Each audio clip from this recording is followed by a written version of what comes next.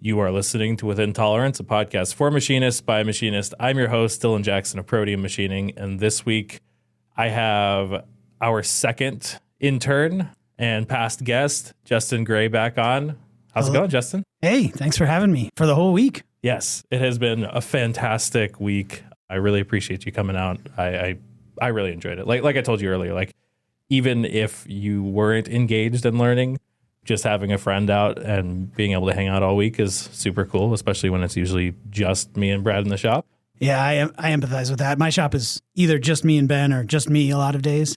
And so it gets kind of lonely. Yeah. Sometimes you just want somebody around to share the pain with. Exactly. Yeah, exactly.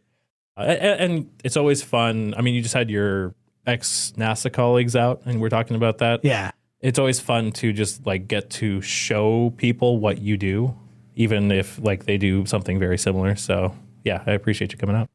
Yeah, having them at the shop was really interesting, especially when I was like, oh yeah, everybody likes the Freddy. And then I walked out into the shop and there was a coolant spill all over the floor. Yeah. Well, I mean, you were saying how it was a little hard to explain why you would spend that kind of money on a vacuum. And then you're like, well, see, like this is why it sucks. Quite literally. But so how's the week been for you? Really eye-opening. Just everything here was a little bit different than I expected, and a few things were a lot different than I expected. I think the biggest thing is that I expected this place to feel very much more rushed than it is. And when I've been like trying to figure out why it hasn't been, in a little bit, I think it's just that like you take less orders that are higher value, which is great. Like everybody should want to do that. Right. But even in that situation, I know that if I was taking those orders in my job, in my shop, they would feel different. Mm-hmm. And what I came to was like the level of confidence. And I mean, obviously, like I've been saying like hashtag baby machinist over here. So like confidence comes with making more parts, right? But I think ultimately that was like the biggest surprise to me is that I know you guys are like short turnaround specialists, right? I think you once told me that like you ship parts out the same day sometimes. Yeah, we have for sure. And maybe those ones are rushed. Yeah. Yeah. I mean, I think that you came on a week two where like I personally am working on a I'll say longer term project, longer term meaning like I have like a week and a half to do it versus a couple days. Right. And we finally had kind of caught up to our backlog end of last week or middle of last week. And so we're on top of it this week, which is great. I timed it right. Yeah. Yeah. But I will say that like we try to, it's stressful enough doing this. Like there's no reason to make it more stressful for ourselves. And like you said, we've been doing this long enough now that we can kind of divorce that. Like there's still days where I am rushing and like the other day I ran into FedEx just before they closed and the guy was like, man, you buzzer beater. Like you just barely made it. And I was like, yeah, I was packing parts while the last part ran and then had to rush and clean that one and then throw it in the box. And so that we have those days, but I don't think that they're the norm for us. Yeah. Or we try not to. Yeah. Well, I mean, look, it shows. I think it's important because like you couldn't run a shop like that for too long, which I'm only realizing now that I say it, but. Right. Yeah, it would. Yeah, that kind of stress, I think, would just kill any kind of morale. Yeah. Like really quickly. So. Yeah. But I mean, getting to see the new place is cool. I try to, like you showed me the tape line on the floor where the old shop was, and I try to imagine all of this stuff. It's a little bit less because the Hermley wasn't here, I guess, but 3 machines and like all the rest of the stuff from the shop like crammed in there. I have your room full of engine parts was hiding in there somewhere. So yeah, I have video of the old shop walking through it before we moved, and I've been meaning to do one here, but things have been changing so much that I've just never been like, oh yeah, this is a good time to take a shop tour video. And I should just suck it up and just be like, well, this is the state as of November of 2024. Well, when we're done here, I'm going to make you walk around with the camera and video it. That's what I've been doing all week. Yes. Yeah. Justin's been doing a great job of telling me to just suck it up and make the video. So like we were going to calibrate the Hermlo before this big 3D surfacing part that I'm doing this week. And we got through it once and I had Justin basically do all of it. And he was like, all right, now we should do it again and you should record it. And I was like, well, I've been meaning to do. He's like, yeah, okay, let's do it. Like, I'll get, bring your camera, let's do it. And so the next day we did it. And well, the reason I said that though, is that like, while you were walking me through it, you were like stumbling over, oh, what button do I press? Or, oh, how do I set this? And I'm like, Like if you can't even remember it. Right. Yeah. And I think this time doing it with you was probably my smoothest time of doing it so far. Right. Like I think the last time I did it, I had the manual out and was like still referring back to some of that stuff. So every time I get a little bit more proficiency, but like now I don't need to have that proficiency. I mean, I still want it. It'll obviously. get better, but it's like easier to recover if you could, I'm going to watch this video or play it in the background while I'm programming a part or something. Yeah. I'm going to throw it in our Obsidian, have it all labeled and stuff. And yeah. It's made me realize that I just need to start doing that with even the little stuff, like even the bubble wrap machine. Just be like, hey, this is how we That do is it. a cool machine. I mean, I think you can see now why I keep saying on the podcast, like it's not a need, but it is definitely a want. Like it's really cool. It's just cool to watch it like shoot bubble wrap out. And it's fast. Yeah. It's way faster than you would think. You think like, oh, bubble wrap machine. All right. It's like one sheet every second. It's like, no, it's like a printer or something. Yeah. But like the little things like that. Like that should go in the shop tour video. Yeah, for sure. Yeah. Oh, we should start it with that. I'll have you hold the camera and I'll have it shoot bubble wrap in the camera. Yeah. But I really appreciate you pushing me to do that because it's shown me I just need to like suck it up and stop being like, oh, it's got to be 100% effort. Otherwise, there's no point in doing it. When really, and I think like Uriel and Devin have talked about this on their podcast where it's just like, just get it done. Like just do a video. If you got to do it again later or update it, sure. But like, I mean, how many times on this podcast have I said like, oh, I've got a video coming soon? And it's like, never. Right. So no, I'm excited. I appreciate that mind shift that you've kind of pushed me into this week. But what about, I mean, other things that you've seen? I definitely want criticisms, comments, all that stuff. You made a list, which let's go through my list. Only has me partially worried. Honestly, most of it is pretty small stuff. And I think you'll probably say some of it isn't. In fact, you already checked one off the list. Oh, sweet. The first one was buy a second printer, a second bamboo. Oh, yeah. Did that this week without even talking to you about it. Yeah. Awesome. Well, because I like recovered one of your, like when the print blob failed and I was like scraping it out of the printer, which is totally fine. Like 3D printing happens, but like Brad needed the printer for like packing parts and then you needed a printer to like make a critical part. And I was just like, you have like one of your vices is more than the printer. And like, you should just have another one. Yeah. And they happen to be on sale. So yeah. Win-win. So that was a big one. I was surprised how much you manually probed parts on the Brother. Mm-hmm. And you told me why, because you didn't have the 0 points on all of them until recently. Yeah. But then you also told me that the vices almost never move. So I'd still say you could have like a 0 point on the corner of the vice or something. Yeah. I think you could work on that. But even if you don't, I also watched you manually scribe a part with calipers, which YouTube people yell at manual machinists all the time for. Yes, but I have specific calipers for That's fine. It's totally fine. It's still slow though. And annoying. Versus what? 3D print a scribing divider. Oh, okay. There's a bunch of different ones of them, all kinds of designs. I have some links to share with you. I went and looked them up. But basically you just like snap it onto your part and like geometrically it finds the center. Ooh, I like that. And then you just like drag it across with a scribing tool, and which you can cut apart your caliper and stick it in there as your scribing tool as a statement of it being okay. But I think it would just save you a little bit of time. Okay. I like and that. Make it a little bit easier. I think you need a little bit more organization on the benches next to the machines. Nah. I think you should just print out some of the files you already have to hold the torque wrenches. Yeah. You just need a little bit more bench space. I agree. Yeah, for sure. And I like the real irony of that is that I cleaned a lot of those before you showed up too. Like they were much worse last week because we had also, until you showed up, all of them were facing the same way as the door of the machine. So they were up against the machine and they weren't perpendicular to the machine. And then we did that with the U because it kind of looked wonky now. The U is so much smaller than the S700s that it looked kind of wonky. And so I was like, oh, what if we put it like this? And then both Brad and I were like, this is way easier to work with when it's turned towards you while you're at the machine. And so then, before you showed up, I was like, oh, I should just turn them all. And then I turned them all. And then I was like, well, I should probably clean them up. And so this is clean. But yes, I agree. They need to be better. I think a little effort in that would go a good ways. It's clearly not a problem for you, but I think it could be better. Yeah. I think your main programming workbench where you guys sit, you should get a drawer and put some Gridfinity dividers in it and just give yourself a little bit more space to work. It works for you guys. It's fine, but I think it probably slows you down more than you're realizing. Like I watched you guys like struggle to find like mics a couple of times and stuff. Or the USB that the USB was right in front of me and I still somehow lost. And it's just So I would say clean that up. Yeah. Especially like if you're gonna get an employee, like you're kind of, I don't think you'd accept that from an employee. And so yeah, I agree. You gotta meet your own standard kind of thing. For sure. We talked about this one a little bit. I would recommend putting desiccant into all your fixture cases and stuff for like your gauge balls and everything. Yeah, I like that. If you do that, you have to establish a desiccant drying like maintenance schedule. Mm-hmm.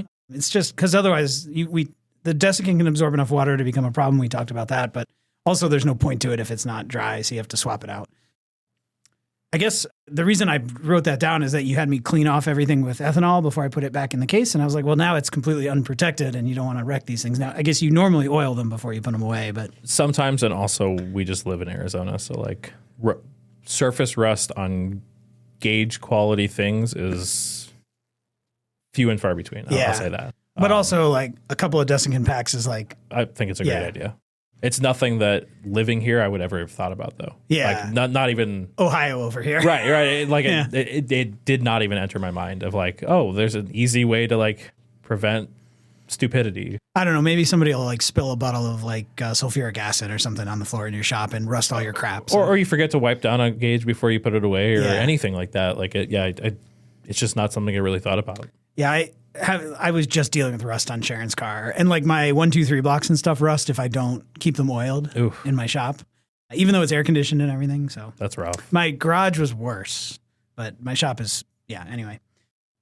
You have like the world's best desiccant dryer, that oven, which is apparently like the best thing every shop should have. It's pretty awesome. So like, and we wrote we didn't write a desiccant drying program, but write one, store it on there, and then like as part of your maintenance schedule, just throw the desiccant in there. It's dead simple, and that thing will do a great job of it. That's a really good idea. And if you do that, you can then keep desiccant in all of your 3D printing stuff. You have a lot of filament, and so...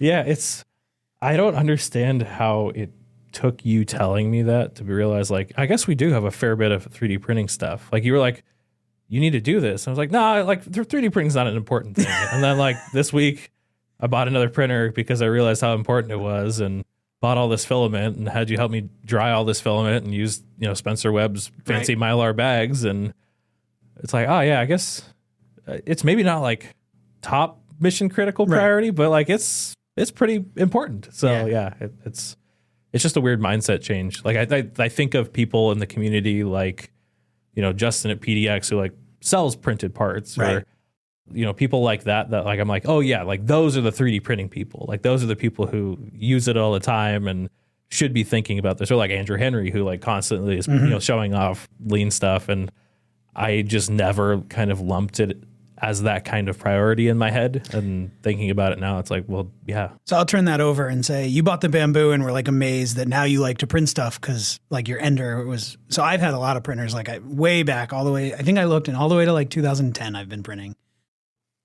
And I found very, very recently, even with the Bamboo, that filament that I use very infrequently is bad. I get bad prints if it's not kept in a dry box with desiccant that I'm regularly changing. Right. So, yeah, since you have so much of it, maybe you're printing like 10 times more than it seems like you're printing, but that seems like a year's worth of filament in there. We'll see. It depends. We go through like very big spurts of it where like I'll blow through 8 rolls of PLA in like 2 weeks. Okay. And then we'll have a month and a half of like, oh, I've gone through half a roll. Yeah, and PLA is not too bad, but PETG is pretty hydroscopic. So yeah. Well, and this stuff from Bamboo, it's the first time that they on their product page have been like, you need to dry this before you use it. Yeah. Yeah, because they're trying to print it so hot and so fast. Yeah. I don't know how you guys will feel about this one. I think you should figure out FedEx pickups. We've talked about it. Yeah. And I think I would love to get one set up. I need to find out how much they cost because... They don't cost anything. Like you can just on the app, you can just schedule a pickup. I think it costs money if you want to get on their like regular schedule. Okay. Then I need to look into that. Because Servants actually told me this. There's literally just a FedEx app and you can be like, I have a package, come pick it up. Okay, cool. I don't know how much we'd use it because very often we do ship right at the end of the day where they won't come and pick it up. Yeah. But we're also close enough to the airport that maybe they can hit us on the way back at 5. Yeah, an hour find before out. Yeah. So I agree. But even if it's just like once in a while, it's a package that's done early, it just would save you guys like half an hour. Yeah, I like that. I like it a lot. Replace the outfeed hose on your Freddy. It sucks, kinked. Doesn't it? Yeah. No, it blows. and since I did like 2 coolant swaps on your machine, replace the hose. Yes. Justin, I love your work ethic. It makes me feel bad. Like I was out for something and Justin's like, "Oh, you said you needed to replace the coolant on the U500, right?" I was like, "Yeah." He's like, "I'll take care of it." I was like, "You don't need to do that." He's like, "Well, unless you specifically tell me not to, I'm going to do it." Try and stop me. You're not here. And I was like, "I'm not going to tell you not to do it because I don't want to do it, but like I'm happy to do it tomorrow." And then I see on the camera that Justin's just starting to do it. He was there till like 7:30. I mean, I don't have anything else to do, but honestly, like it wasn't that big of a deal. And the Freddy makes it pretty easy. And I was just happy to do it. Take one thing off your plate. Well, I do appreciate it. But yeah, the outfeed hose has bothered me for a long time. Like we talked about, there has been many things that both you and Ethan have brought up where it's like that has been on my mental list for months. And I just I don't have a good way to formalize a list of to-dos. Like I have that board in the break room, but I will forget the things I need to put on the board before I put them on there. I think Jay Pearson I think he might have even been on when he was on your podcast. But anyway, he has the best method for this, which is he has a list of to-dos. And if any of them take less than 2 minutes, he just does some of them. Yeah. And like, you just kind of have to like make it part of your like Wednesday routine or whatever. And if you just do a couple of them, eventually the list will never empty, but you'll move through it. So yeah, I think it takes a little bit of personal discipline, to be honest with you, but gross. But it's the kind of thing like you have to go do a coolant thing and then your life is better because you didn't, Yeah. So. Oh, it's been months too that I've been meaning to do that because every time I use it, it takes forever to empty the Freddy because it's so kinked right at the nozzle. And I just need to email the sandboring guys and say, send me here's my card. Send to me on, like, please. On that same note, I don't know that this is a thing, but I believe you can buy an extension to get more capacity out of a Freddy. I think so. I don't know if it's more capacity or just an additional filter. And that's the thing I need to talk to Simon about because I know I've seen it. I think Andrew's Freddy has the extra, or he just got the extra thing. Yeah. If it's more capacity, I'm ordering Otherwise, it tomorrow. honestly, just sell your Freddy and buy a bigger one. bigger one. Yeah, the EcoVac. Like I have the Micro Plus, which is a little bigger than yours. That's what I have. The Micro Plus. Then I have the Micro Plus 100 then. Oh yeah, that's what you have. And it would have done, I think I took 3 rounds on the Freddy, on the brother, but like if you have to do the Hermley, like you're going to regret it. I'm already dreading it. So get a bigger one. Yeah. You have one solid shelf on the pallet rack behind your desks. Yes. But the other shelves should get a piece of plexiglass or something. We have 2 more of those wood boards that just need to be cut down on our table saw. Okay. Yeah. So I'm going to do that before I leave today. You can't actually. So they need to be cut on the bandsaw and then also need a circular saw. And we don't have the circular saw here. But yes, I agree. We bought those and I didn't know if they were going to go on we have one on the shipping, one over here, and then one behind our desk. Yeah. But I agree. Yeah. At least on the one with the place with where the gauges come on and off. Yes. Yeah. It sucks. Yeah. This one I'm going to insist on. Mount the power strips and the APC under your desk sideways or upside down. On the desk itself. Yes, because I went to plug in my laptop this morning and noticed that they were covered in like metal chips. It's like you're going to have a bad day. You're going to burn your shop down. That's a good idea. So like, I'm not leaving here until that's done. You're going to get the same treatment I give some of my family members sometimes. All right. Yeah. Well, we could do that today. That one's a safety no. That's fine.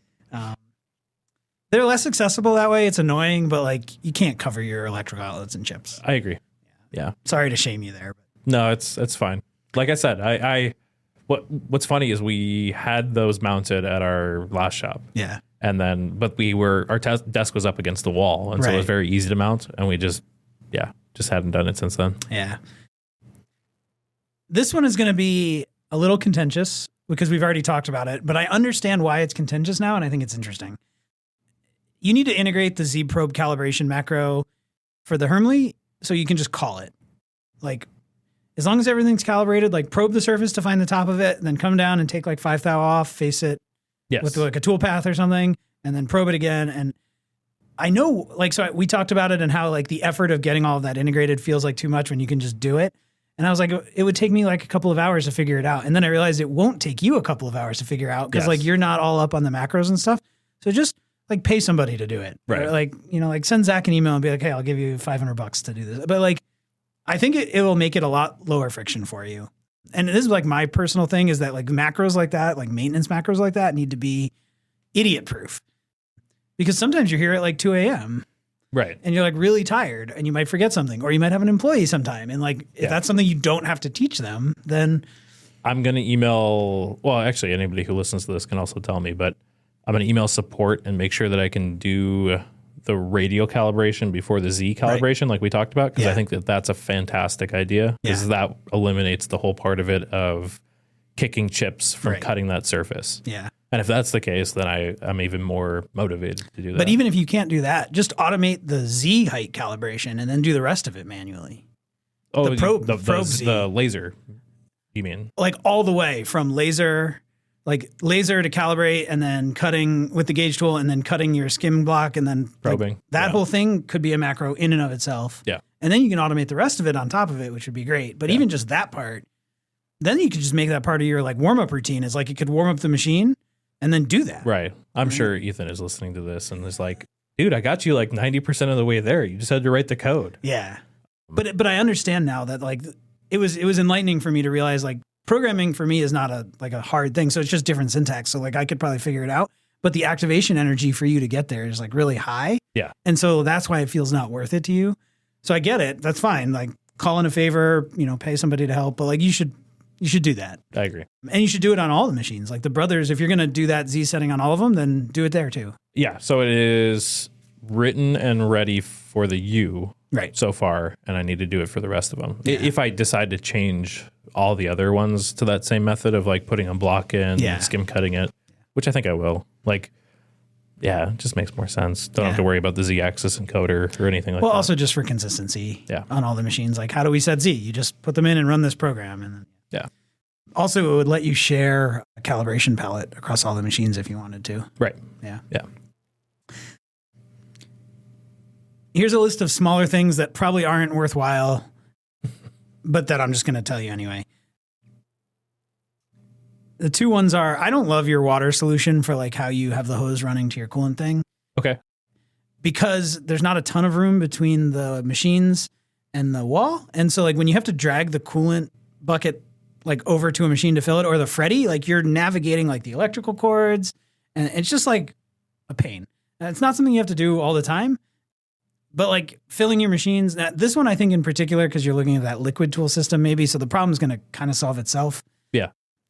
But you also have the quick connect hose on there. So I would just put some hardline water things with like quick connect fittings and then roll That's a good idea. And then, It's also I tripped on the hose once. Oh, well, yeah, that's not good. It's funny you say that though, because to Brad and I coming from the old shop, which you didn't see. Yeah. It feels so spacious behind the machines. Right, yeah. Like we are both like, oh my God, it's so easy to move around back here. It is. Because we had between the end of the sump and the wall on all of our machines, literally 2 feet next together could just fit in that. Yeah. So like for us, it was like moving super behind easy. the machines is fine. Yeah. It was navigating the barrels big and barrel, stuff with the hose and everything. I understand that. For that sure. one's a pretty low priority one because it's not a thing you do a lot, but also plumbing. The nice thing is I think no matter what, I need to plumb lines from the water to the machines, even if I go liquid tool. Right. So that might just be something, grab some PEX, plumb it all in, call it a day. And then on a similar note, this one will be a little bit harder to do. I think you'll have to add like a transfer pump or something, but I would recommend you add like a shop floor sink, like a slop sink to the shop. We have one. Where? That's where the water comes from. Yeah, that's like off in a corner. Like put it like where you can get to it. Oh, like yeah. Behind one of the machines or something. Okay. Just because like sometimes you want to wash your hands or wash a part or something. And I suspect you guys are going into the kitchen to do that. No, we would never do.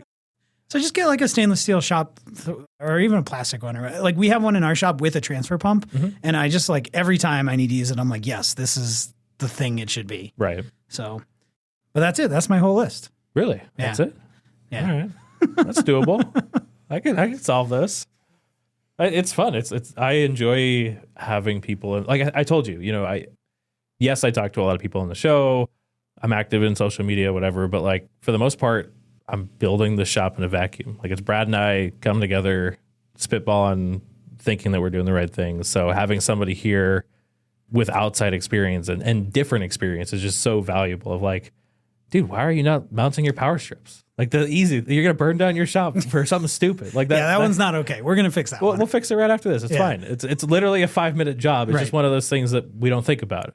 But it's nice to have that pair of eyes because those are just fixtures in the shop now. They are on the floor. That's how they've always been since we moved in.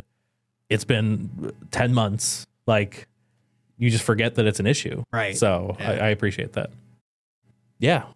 I guess, what have you learned this week? I think we got a good question. About what of your processes were surprising? No. Ryan from the Patreon asked, what is something you observed or experienced about the workflow and part processing at Proteum that might influence the future of Toolpath? So talk to me about what you learned and like the things you came here to learn. Like, did you learn what you wanted? I did, yeah. One of the big ones for me is that I want you to tell Toolpath how to program, not the other way around.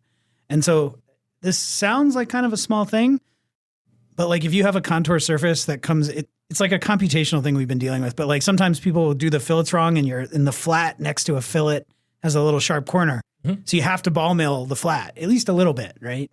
And so we had this big, long discussion about how Toolpath should handle that with roughing and finishing. And sort of my general assumption was that nobody would ever ball mill like a big flat because it's just like really, really slow and inefficient. And then you showed me a whole bunch of parts where you're like, oh yeah, I just ball milled that entire thing like with like a microscopic step over because I really don't care about spindle runtime and I just didn't want to deal with the blends. And whether I think that's right or not is irrelevant. Like if it doesn't program that way, if Toolpath doesn't give you the option to tell it to do that, then it's not going to work for you, like period. Yeah. Right. And if you see it like trying to select a bullnose and then switch to a ball and like blend, you're going to be like, no, this is crap. Right. And so that's like I don't know if that's an idiosyncrasy of only your shop or if lots of people do it that way. But so what's funny though is you just brought up a memory. So when I first got into the Insta Machinist community, I don't know if you were machining them, but it was Calpay at Calpay on Instagram, okay. Kamal. Yeah. And he used to finish every pocket with the smallest tool that he used in that pocket, even in 3-axis. Right. And I remember thinking the exact same thing of just like, well, why the hell would you do that? And he was like, well, it just looks nicer and there's less blends and whatever. And it's just funny that it's come full circle where like now I'm doing that in 3D. Right. Like, because even thinking back on it, like even now I still think like, well, I would never do that. Like I would pick out the corner with a smaller tool, but like I would almost never do that with ball mills because I just don't want to mess with it in 5-axis. Like, it's just easier to let it eat and go do something else on another machine. So yeah, it's very funny. Yeah. So that's an area where I have to figure out how to give you the ability to tell Toolpath that's how you want to handle those situations. And somebody else may want to pick out the corner. Right. And so those are the kinds of things that I'm perpetually thinking about. We haven't implemented a whole lot of them. They're in the cut config, but those are the things that I was really interested in. The other thing we got to talk a lot about was your workflow and your work holding. We don't have vices and work holding in Toolpath yet, but we do use tool holders for 3-axis stuff.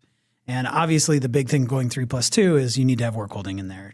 And so I'm trying to think really intentionally about what this should look like. And so we had lots of talks, but your perspective on like how to absorb the work holding and also just how you use your vices and stuff was really surprising.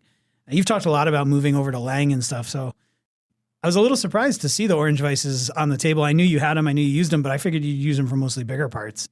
We've moved over to just using self-centering vices for the most part because they're just, I don't know, easier to get on and off the machine and use. But yeah, so that was a little surprising to me. And so just the way you use your work holding and the way you use your 0 points is less on the 3-axis machines, less for like the flexibility of it and more for the repeatability of it. And I was a little surprised by that given like the range of parts you do.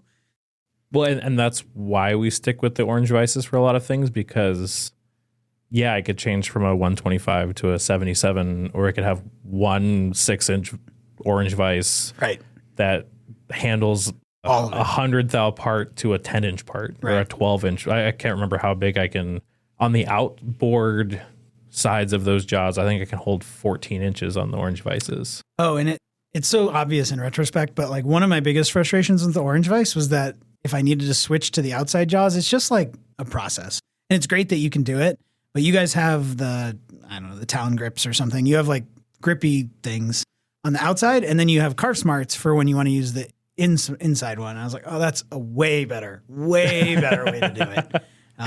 Yeah, well, that is a hard won lesson of like switching it around a million times and then realizing like, why are we fighting? Like there's the strip is already built into the jaw. Just do it. Right. And so then we finally bought it. And then the dumbest part of that is that I think I bought one set because I wasn't thinking like, oh, we're going to want to hold big stuff. I just needed to hold one big thing in a 6-inch vise. And then the next time it came around, it was like a 12-inch long piece. I was like, why did I only buy one? And so I bought enough to fill every vise that had the slots because we have enough generations of the vise that we've got a few with it, we've got a few without it, which is kind of annoying. I don't think we're gonna. If I was gonna spend the money to replace the jaws, I would just buy a new vise or invest in Lang Ultra vise or something like that, and just put that money towards it or something. But yeah, it helps a lot for sure. Yeah, so that was cool. Oh, actually, one more thing on the list that I didn't write down. I think you should use a drill to tighten and loosen your vices. Like I spent a bunch of time like cranking, and I watched you guys do it. And we have them. They're there. I'm missing sockets for a few of them, and so we stopped using them. But all the mini 1/4-inch torque guns, that's what those are for. Like they have adjustable torque on them. They're for loosening and tight and getting the vise close enough that you can use the wrench to do the last tighten. But like I literally bought enough for every single machine. We just, again, like something happens, you stop using it for a day, the day becomes a week, and then it's like just sitting there for some reason. Yeah, well, that would be a good one to like just order when you're ordering the new tube for the Freddy and then go back to using them. Or just find it. I don't know where it went. I had ample sockets and extensions for every single vise in the shop. I have an uncle who has like 7 of everything in his basement, and it's because he figured out that it was actually just cheaper for him to buy a new one than to go find it in the basement. Yeah. So maybe just buy new ones. Maybe just buy new ones. Yeah. I like that. Put them on your next McMaster order. Then they will be ordered. Yeah. Yeah. If I have to order them from... Actually, you could do that with the Freddy hose too. It's just tubing. Yeah. Yeah, I guess that's true. I don't need to... I'm sure Sanborn would send you one, but like to lower the friction, just like find it on McMaster and put it in your cart.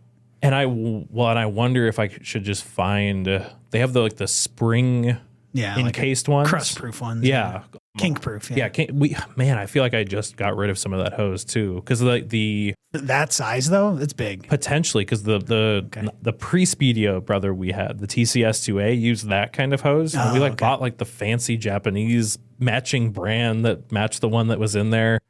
And I feel like I just got rid of it recently. Should we go dumpster dive for it after? No, it wasn't that recent. But yeah, I'll just have to get something like that because then it won't crush again. I think it just gets soft with the coolant, whatever coolant we use or whatever. Or maybe it was just hot when we moved it. Like, we have moved it outside in the summer before. It gets 100 something here. Yeah, Zap keeps stealing it, right?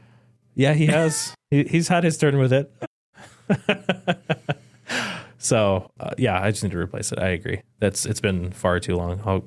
Why don't we, when we wrap this up in a bit, in a while, we'll mount those power strips and then I'll measure the hose and buy some new one. All right, we got plenty of other questions. Unless there was anything else about the week you wanted to go over. No.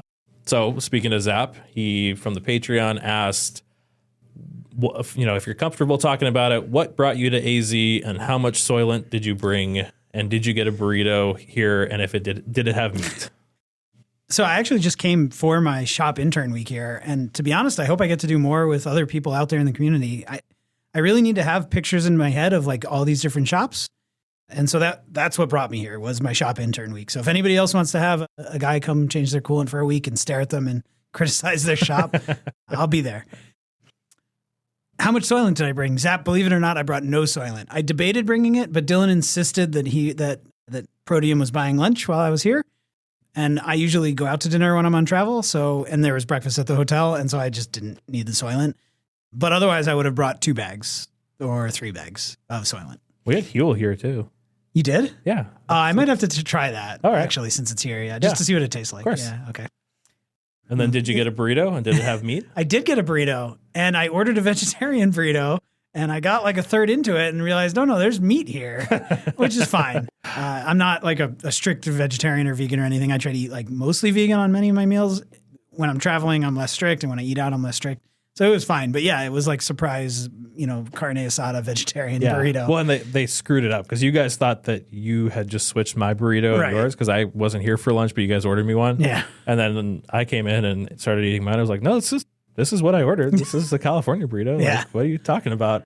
Yeah. So they just decided, we decided earlier that they just thought, oh, nobody would ever make this mistake. Let me fix this for you. Yeah. Let me give you a correct vegetarian burrito. Exactly. Right. It was good though. Yeah. Oh, they have some of the best burritos I've had in Tucson. Yeah. It's like a little food truck in the middle of nowhere in Tucson, and it's fantastic. I think they became like kind of TikTok, Instagram famous for a while because they will fully bacon wrap your burrito if you want. Brad mentioned that. Yeah. That's a step too far for me these days, but it sounds good. Every one of our guests we have offered it to, I can't remember if Travis from Alien Tools took us up on it. I think he did, but everyone else has been like, no, I don't need a heart attack today. Thanks. I'm good. So, yeah, I understand. I made my friend made a fully bacon wrapped turkey for Thanksgiving one time. Oh, it was really good. Really? Yeah, it was really good. That sounds like one of those things where it either goes horribly wrong or really good. My friend worked for a bacon company, so it went fine. Okay. Yeah. All right. Let's see. Joe Rogan Buck asked, are you as devastated about the closure of HGR as he is? What closure of HGR? Yeah. Are you serious? Like, I didn't know about this until you asked this question. And yes, thank you for ruining my entire day, Joe. Yeah. I actually only found out about HGR after I started Toolpath. And Ben was like, let's go to HGR. And I was like, what's HGR? And then we went, and the rest of my day was just wandering around. It's like 25 minutes from my shop. Knowing you, I am shocked you have not spent more money there. Like, you very much strike me as the person of like, well, I can fix that. Oh, I can fix that. Oh, like, I'm surprised you don't have like 4 CNCs and like 3 CMMs and like, well, they're all almost fixed. Like, don't worry about it. That takes a lot of willpower. Yeah. Yeah. But yeah, that's where Joe got, I think, his saw and his Freddy and like. Oh, they had a Freddy there? Wow. They had like an old Freddy, like the early logo and everything. And then Simon helped him with like new filter bags and everything. And it works like brand new. I also got my saw from HDR. It's just a little like 7x12, Japanese bandsaw, Chinese bandsaw. Mine's labeled MSC. And it was a lot more work than it was worth. I should have just bought a Harbor Freight one new. Would have been like $400 more expensive and worth every one of those dollars. Yeah. I wanted to buy, I was very tempted to buy a auto saw from HDR, and I just couldn't do it. I was like, this is not what I need to be spending my time on right now. Mm-hmm. Well, now you've got to experience the auto saw here. Yeah. There's only like one janky bit about the control with like the poor translation of first cut, no first cut, but it's pretty good. Yeah, it's cool. It's cool. Fun. I did find a use for the chop saw still though. Yes, you did. Yeah, I was cutting some material for my dad who showed up today and stupidly decided I needed to do it on the auto bandsaw when it would have been done in about 5 minutes on our old chop saw. But I couldn't use that because we just got our new saw, and so I was going to use it, damn it. But yeah, that was dumb. Let's see. No, that was you learning to use the saw better. That was time well spent. Yeah, you let me fail gracefully. I appreciate that. Let's see. Zach Pennington asked, is 5-axis or 3+2 configurations on the roadmap for Toolpath?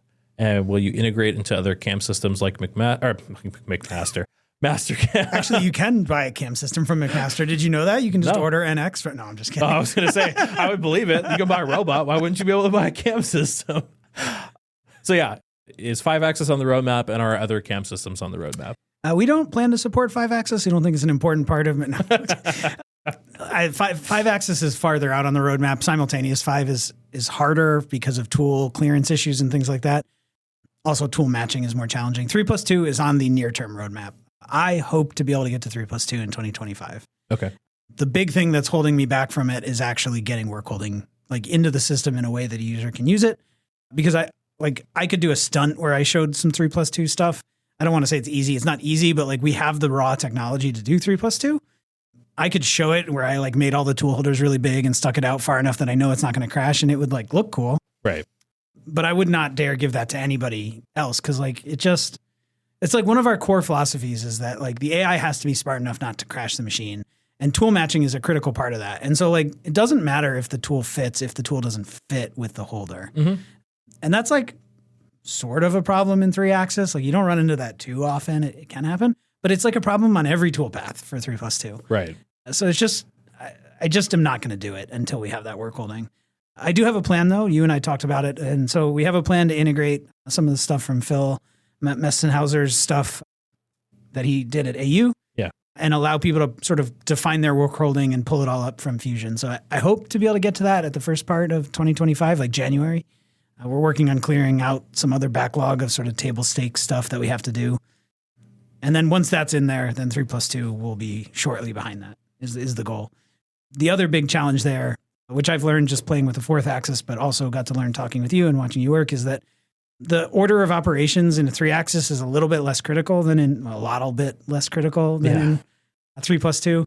And so figuring out how to giving you tool matching and helping you estimate, I think will be fairly straightforward for us with the technology we have.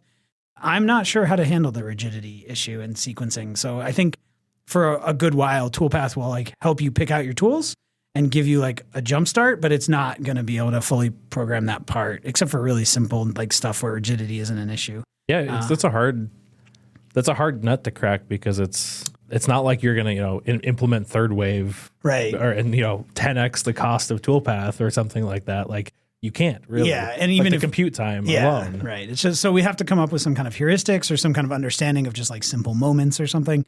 But I haven't even started thinking about solving that problem other than taking some effort like machining real parts that way so that I have enough experience to at least not sound like a complete moron when I'm thinking about that stuff and talking about it. So I think for estimating 3+2, we'll have something in 2025 that's pretty good. Mm-hmm. It'll give you a good tool list. It'll even kind of give you a good idea of what toolpaths to use. I suspect that rigidity will be an issue and that like a lot of either reordering or still like modifying of the programming strategy will be needed before you can actually cut stuff that's like delicate. I mean, to be fair too, even if Toolpath gave me roughing strategies that I couldn't use, but then handled all of the holes at a bunch of different tool orientations, and I don't have to think about that, like that's a giant win on its own. Yeah, like, that will be able to do. Not a 90% solution, but man, it like, although even if it solves the 50% that sucks for me, like that's awesome. On the Toolpath logo emblem hats that I did for IMTS, I screwed up the drilling order on those and it was a rigidity problem. Oh, really? So I like took it all the way down to the pedestal. I didn't tab off the pedestal, but I like took it all the way down and then I interpolated a flat spot, but it needed to go deeper than the end mill could go.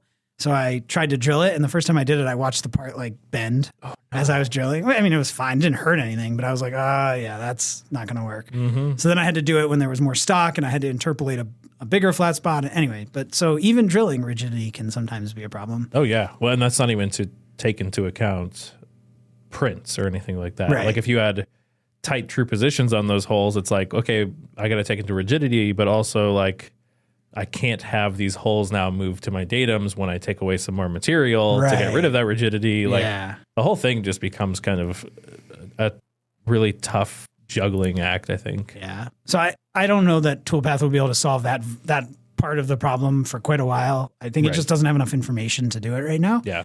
But hopefully it can still give you a good jump start there. Oh, yeah. Well, I mean, like I said, even if it just makes the drilling tool paths and like if I have to drag them later or earlier in the thing, if they're done already and they have the right tools and the right speeds and feeds, like that's a giant win. I think anybody listening has spent too much time assigning drills to holes and just hating life about it. So like that's a super big win. And I think it sounds like a much easier thing to deliver than like, oh yes, we have a rigidity model that gives you the perfect surface finish on all your model. Like that's a tough one for sure. Yeah. Doug asked, how do you feel about e-bikes? And also, what are your top machining lessons learned in the last few months? Hey, Doug. I like e-bikes. I've built a few of them for my father. They're a lot of fun, especially when you're on like a recumbent e-bike. My dad rides recumbents. He had a recumbent trike that he put together one time. And when you're on recumbent trikes, everybody assumes you're really slow. And so I got passed kind of rudely by somebody one time and it pissed me off. So I put it on turbo and like just smoked them, just like absolutely like dominated them for like 5 miles or something. I was like, well, this sucks for you guys now. Right. You're going to have to watch me just be faster than you can be. And so that was fun. I like e-bikes a lot. I don't own one right now. I've been biking to my shop. My shop's about 3 miles from my house. I've been thinking about getting an e-bike, but I honestly could use the exercise and it's good for me. So I haven't done it yet. On really hot days, it sounds nice. And the thing I kind of want, like I really want, but it's just a want, is like a really nice e-cargo bike. And I want one big enough that I can pick up like a full sheet of plywood and like go to Home Depot and like put a sheet of plywood on the thing. And like, I don't know, hopefully it's not a windy day. Right. Yeah. But it's just like, that's what I want. Okay. So I like e-bikes a lot. I've been talking about building a mid-drive recumbent e-bike with my dad. So very cool. In my spare time. Yeah. Yeah. Just add it to the list of projects. Justin has spent much of this week me being like, well, this sucks about this part of my, business. And he's like, oh, well, I should just build this then. Like, it's a lot of fun. There was another question there. Yes. What are your top machining lessons learned in the last few months? So many. The rigidity thing as I started doing a little bit more fourth axis work was really eye-opening. And you actually mentioned it too, just like having a part clamped in a vise, like versus like machining it. It just like, it's kind of crazy how not rigid these things can be. And like ball mills especially seem to want to set things ringing. And oh yeah. Well, it's like taking, it's so weird. Like you just change your entire idea of what rigid actually means, right? Because you go from, vices where like, yeah, sure, you might have a thin part that you think is not that rigid. But like machining in 5-axis very often is like machining all the fins in a heat sink all the time for every operation and having to add stuff to the sides of those heat sink fins. Like, right. It's just always sticking up in air, or on your 4th axis, always sticking out sideways in air. Right. And it's just weird. It's very weird. So that was a big one. Starting to understand a little bit more about tool selection, working with Tim on this thing we put together for pre-tool. One of the challenges with Toolpath is getting your tool library ready, the number of presets we want and everything. So we built this tool called pre-tool, which helps just sort of get your library ready. And trying to understand feeds and speeds, working with Tim was really crazy. He was like, yeah, actually most of the manufacturers just do everything as like a straight percentage of tool diameter. And I was like, no, it can't be. And then sure enough, I like went to Frasia's website. I went to Harvey's website, and like almost without fail, if you just take all of their data and like it all just worked out that way. Well, you asked me about this and I had the exact same reaction. I was like, what are you talking about? Right. And you're like, no, look at your speeds and feeds. And I was like, oh, damn it. You're right. Is it really this simple? I guess so. And so like all of the speeds and look, every machine is different and you cut different speeds for different reasons. But like, if you're just looking for a baseline, when he showed me that, I was like, it's all the same. Like there's no magic here. Uh-huh. And where the magic comes in is like sometimes for like really like long reach necked tools, the tool is more stable by doing like a high efficiency milling path with like a long width of cut, which makes sense when you get into the physics of it because like more flutes are engaged. So the cutting forces are like a little bit less peaky and more consistent. Mm-hmm. Things like that matter, but like it really didn't come down like 3 flute, 4 flute, 5 flute. Like you just adjust the chip load a little bit, but it's like one number you're changing. It was kind of insane. Where that falls off the hardest is at the top end when you run into rigidity limits. And okay, so what's a rigidity limit? So I learned that, and this is shocking to me, that like the taper rigidity is like a big problem, which doesn't make a lot of sense to me because you have this like little spindly little tool, this big chunk of metal, but it's like a vibrating system. And so sometimes it's your taper, sometimes you don't have enough drop off force or whatever. Yeah. So like a really long tool and a 30 taper versus a 40 taper is going to behave differently. Sometimes it's a spindle horsepower problem. And so like, or a grip problem on the tool. And like all of these things, you can hit different things at different times with different tools and different materials. And so like talking through it with Tim, we were like, yeah, you hit the top of that curve and all of a sudden there's no logic to it anymore. There's like every situation is different.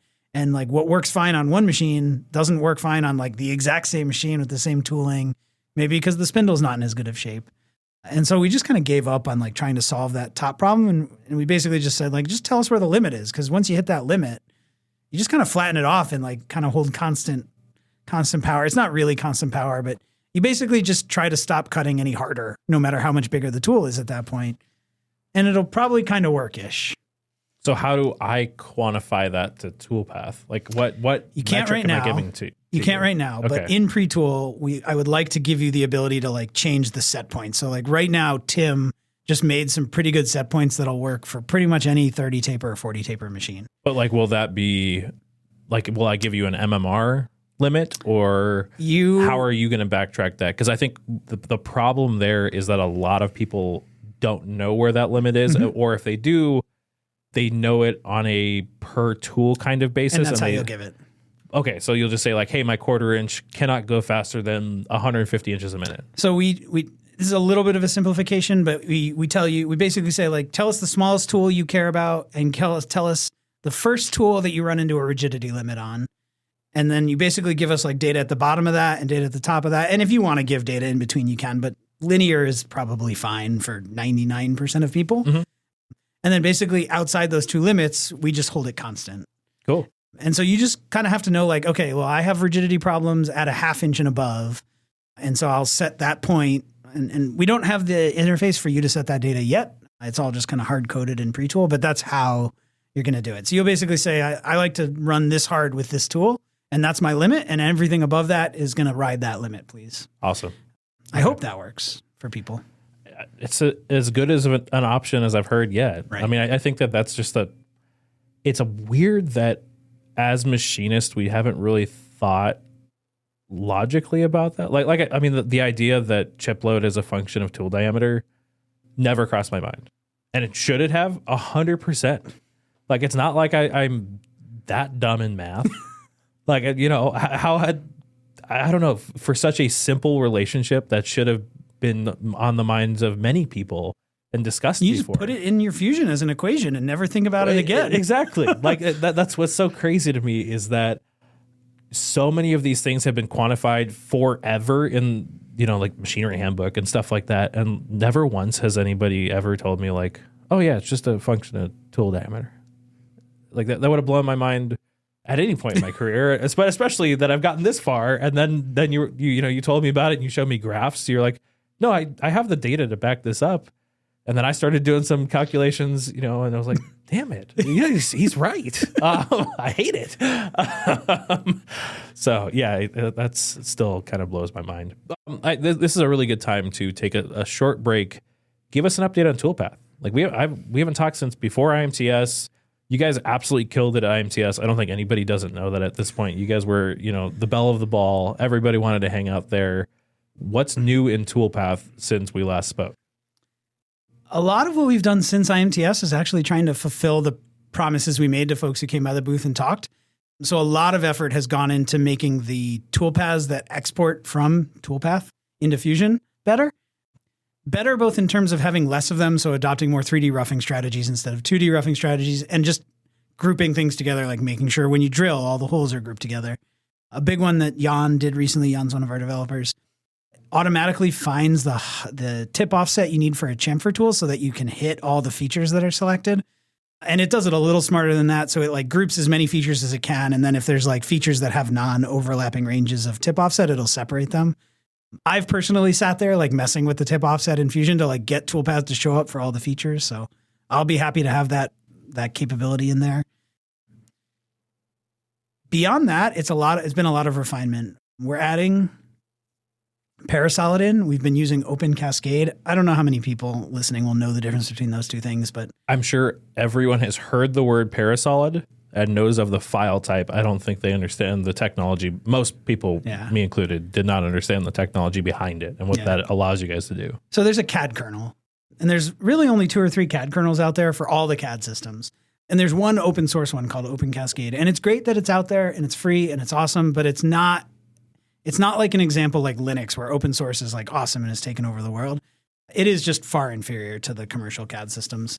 And so beyond that, there's like basically 2 or 3 other kernels. Parasolid is the one that almost everybody who wants to license a CAD kernel for other stuff that's not CAD uses. And so we did. We got a license of that and are integrating it into our product. It has caused a little bit of a change in our pricing model. So keep an eye out on the Toolpath website for that, but just be warned, it costs money to integrate Parasolid into the software, but you'll get a much better experience. That'll let us handle more file types. That's not out yet, but that's coming. It'll also give us a much more robust import. So parts that were failing before won't fail in the same way now. It's not I think anybody here who has bought CAM software or CAD software, it's not a meaningful enough price change to not want to use Toolpath. Right. Like doing the math, you're like, all right, it's, a little bit more per month if I was doing it monthly. Yeah. Like it really, I think for the added benefit, you guys did the right thing. And we were a little bit shocked at how much faster and better it is. Like I knew it was faster and better than Open Cascade, but as we've gotten into it, it's like a lot faster and better. The other big changes we've been working on are actually fulfilling the promise of like giving you control. So CJ likes to say that like 100% automation is pretty bad, but like 90% automation that lets you change it after the fact is actually like really good. Mm-hmm. So we've introduced features to let you choose your first setup and to control the tool list a little bit more so that you can like exclude tools like, oh, I don't want to use that drill, take that drill out. And just trying to give you more capability, and more of that is coming. But that's like a core tenet here is that the AI is supposed to help you program. It's not supposed to tell you how to program. You're supposed to tell it. And so it's going to get you a lot of the way there.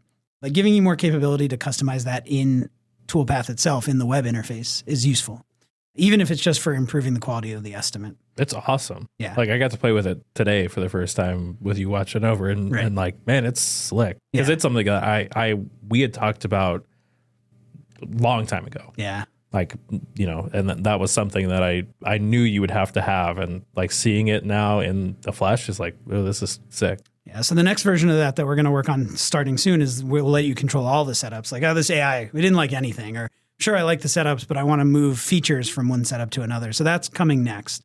We're trying to figure out what that UI should look like. It's an interesting challenge because it's kind of like building a UI around how machinists would talk about making a part. Mm-hmm. Like, I want to do these two holes in the same setup. That's not a geometry selection problem. And when you like put a hole in one setup, then the option to do it in the other setup has to go away. So building an intuitive interface for that we're not totally sure how to do it. We have some ideas, but that's what's coming next. Cool. I think those are the major highlights of what's changed. And then pre-tool. Pre-tool. Yeah. So a big hurdle of adopting Toolpath is your tool library. And fundamentally, like I think a lot of folks out there just don't have a tool library that's good enough for like full CAM automation yet. Even people who have like really great tool libraries have some small inconsistencies in preset naming, or the way they define their holders maybe is not always 100% accurate. And you just like with automation, it just needs all that information. And so we found that the effort of like upgrading your tool library, even if you have really good geometry, your presets aren't good enough, was just a lot. So we built pre-tool to like at least let you be able to play with your tool library a lot more quickly and experience the product. But we hope to turn it into something that'll really help people get a handle on feeds and speeds and just input them across their tools a lot more consistently, a lot faster, and things like that. Yeah, I need to go through and do all that because we have our core tool library, but yeah, I think that even my naming convention between them, like there might be rough on one and then like roughing on another one. Yeah, yeah. I think it would be nice to just have that consistency for sure. All right. Other questions. Justin at PDX said, spaces or tabs? It's funny we were talking about this because I actually ran into a weird problem that took me 3 hours to debug. On my brother, I can't push code to it if there's any kind of error in it. Apparently there's a setting I can change for that. But at first I thought like my network was broken or my FTP client. I was just like, what is going on? And finally I figured out it gives you no information other than, no, we reject this file. Do better next time. Mm-hmm. And so finally I figured out that there was errors and I was trying to figure out where the error was. I thought there was a problem in my post and it turned out, no, I like named my toolpaths with underscores instead of spaces because I don't put spaces in anything. And brothers don't like underscores. Underscores are bad. Maybe all machines don't like them. I don't know. I bet the Hive 9's okay with it. Probably. Yeah. I'm sure it knows to just not even look at it. I bet you can name your tools with emojis in Hive 9. I have underscores in all my tools, so it must be okay. Yeah. I'm not going to try emojis. I don't want to brick my control for a goof. Like name your face mill with the poop emoji. Right, exactly. Yeah. Yeah, I'm not going to brick my control for that. Not today, at least. In truth, I'm a spaces guy. If you code in Python, tabs versus spaces is actually a holy war. There's some jokes online about it. It's a thing, apparently. Like, people really care a lot about it. I don't care that much about it. And modern editors, you can just tell them to like force override. Sometimes you can get stuck in a death loop, though, where your like code linter enforces one thing and your code editor wants like somebody has it set the other way. And so like it's just always like churning on tabs versus spaces in an infinite loop. But no, I'm a spaces guy. Yeah. Okay. All right. I wouldn't break up with somebody over it like they did in Silicon Valley. I think that's a real story, though. Really? Yeah. All right. His other question was something that seems crazy or silly in CNC machining coming from another field. I mean, so many things. To be honest with you, like the controls, Heidenhain is like nice, really nice. But like the Brother control, which is also really nice, feels like it's out of 1982. Oh, yeah. I mean, it's just like insane that this is the HMI that we're using. The amount of memory that comes on these things is insane. So just the interface of CNC controls. And I get it. I understand the history. I get where it comes from. I know there's a whole industry of folks out there who like programmed at the machine and like need access to all these settings. I get it. But it's still just kind of like jarring, right? Fundamentally, to be honest with you, it is odd to me that you can crash a machine. I don't think you should be able to. Or I think you should have to try like way harder than I have to try to crash a machine. Right. These machines are dumb. Like they know nothing. Right. Right. And I know like on Heidenhain and stuff, they have like the virtual machines now, and they're like starting to get better about that kind of stuff. But like, you just really shouldn't be able to like ram your spindle into the table. It just shouldn't be allowed. I agree. I would say counterpoint to that is you can still blue screen a machine by having bad code. Fair enough. And that's yeah. a much more modern thing. Yeah. So like I think at some point like it's just the human error is just going to screw anything up. Yeah. Like yeah.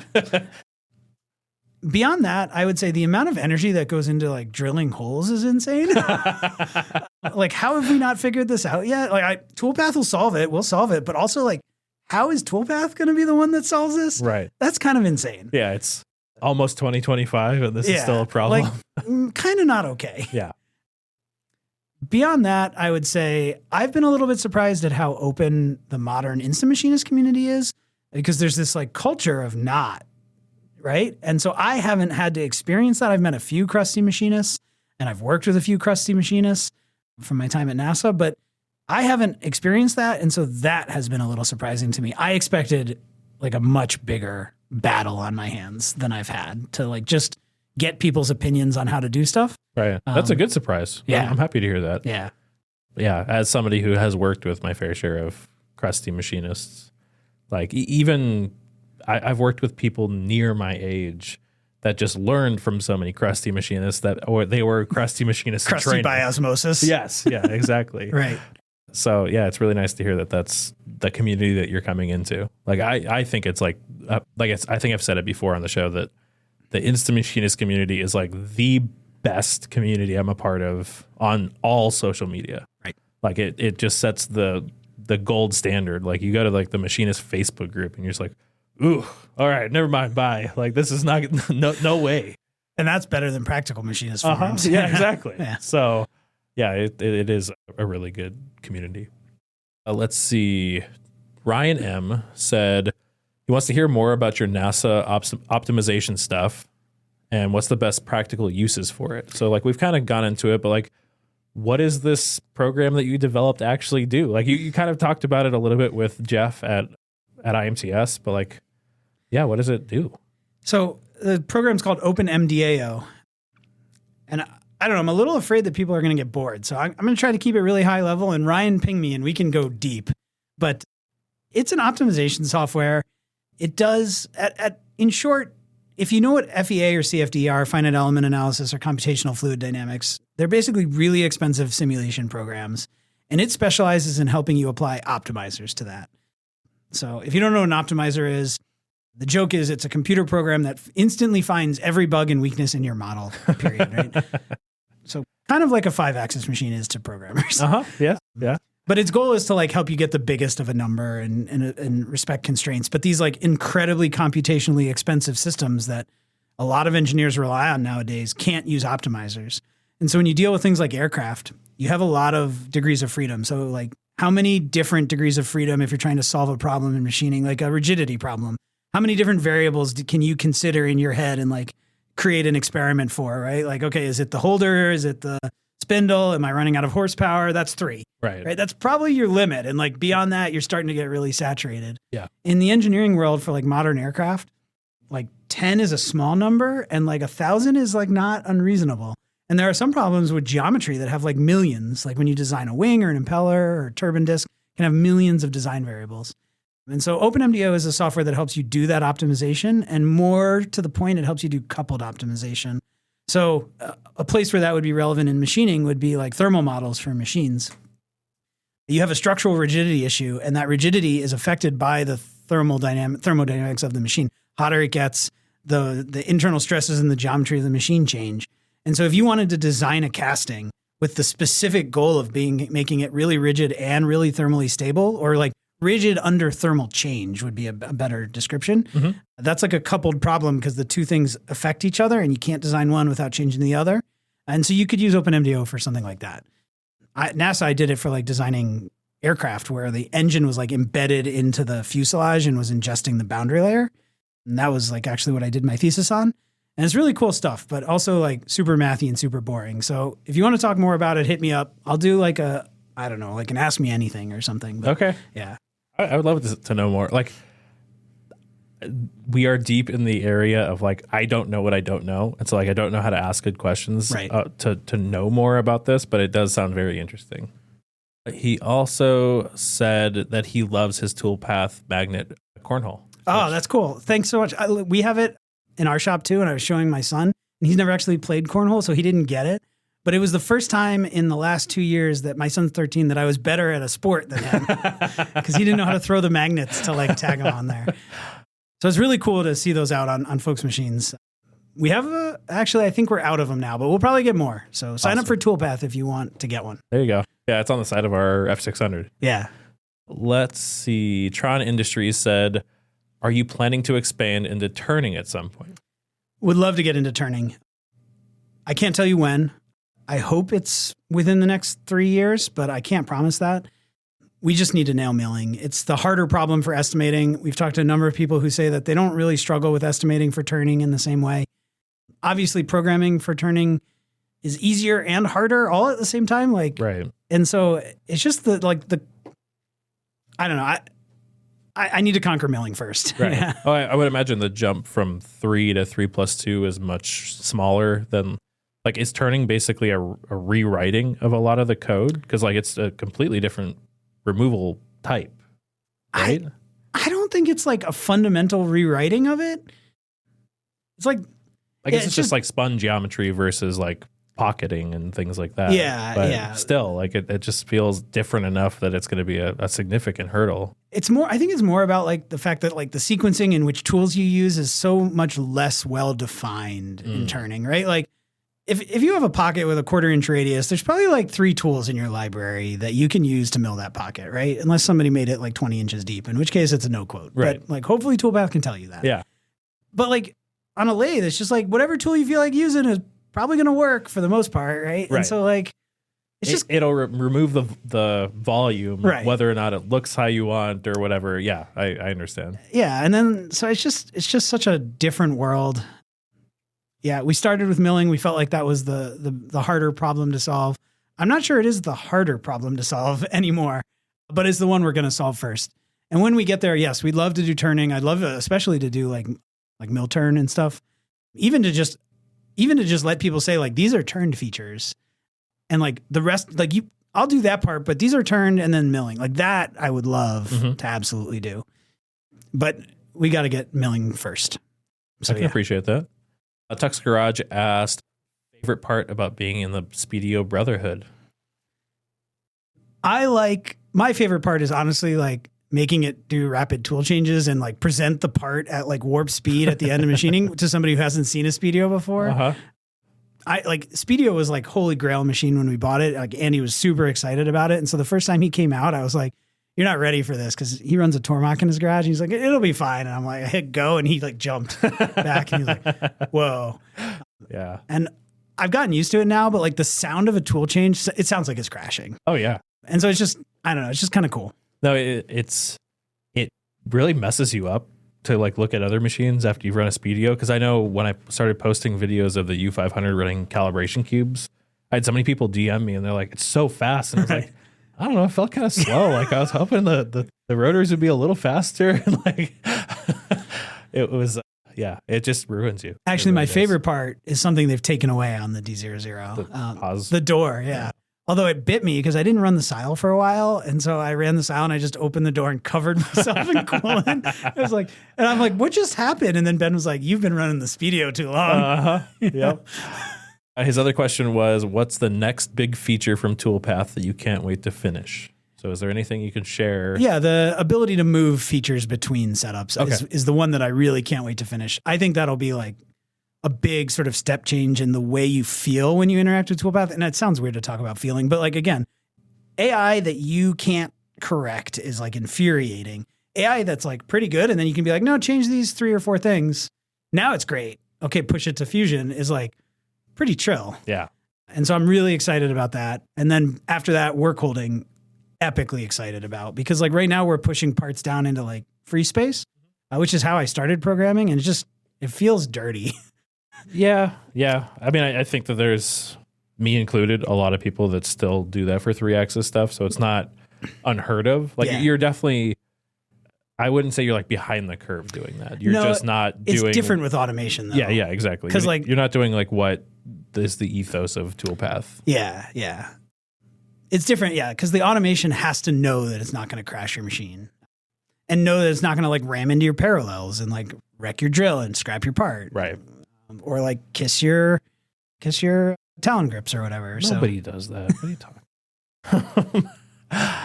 Well, that wraps up all of that. Anything else you want to talk about from this week?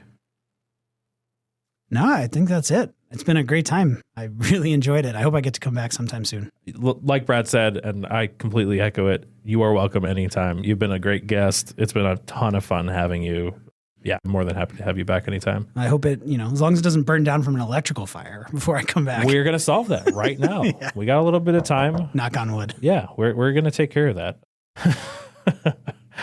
But, well, hey, thanks so much for not only coming out, changing my coolant, putting up a thermostat today. Like, I felt bad that we did not do more fun stuff, I guess. I got everything out of it I wanted to get out of it. You even let me press some buttons on the Hermley a few times, which is great. Yeah, I've tried to get you to do as much as I possibly can because I wanted to give you the experience. And I think that it's just different enough that I would get your mind kind of thinking. Like, hide and hide's a little weird. I think you can agree. Yeah, like it's just weird. It's cool. Like the tool library, all that stuff. I do have to do some quick videos for our YouTube. You absolutely need a macro to set all clear. You need that. That one you need. Zach. That Yes. one you need. Yeah. Yeah. I like that. That's where you draw the line. Like for me, doing the probe calibration seems much higher on the list than me just having to go through and unchecking 20 boxes or whatever. No, because that tool is going to keep getting longer. Yeah, that's true. That is true. But it will never be longer than 30 tools, at least on this machine. Oh, I see. Okay. Yeah. So I'll only ever have 30 tools loaded on this machine. But still, you're right. You're right. That one's like easier to write. Yes, it is. There's almost no validation, right? Yeah. Like you just, Yeah. For everybody listening, after you run the full kinematic calibration, I usually go through and uncheck that the tools are all measured so that they will remeasure the next time I use them with the new kinematics and the laser calibration and all of that. And Justin saw it and was just like, what are we doing? This is so stupid. You can't do this. And I was like, no, I asked the apps guy. He said he can't do it. And he's like, I hate this. We need to write a macro. Like immediately was just like angry about this. So yes, I agree. We'll do something about it. Well, thank you so much, Justin. Really appreciate it. Thanks to new Patreon members, Ryan, Jared, Evan, and Eric, and Preston. Thank you guys so much. You make the show possible. Thank you all for listening, and I will be back next week.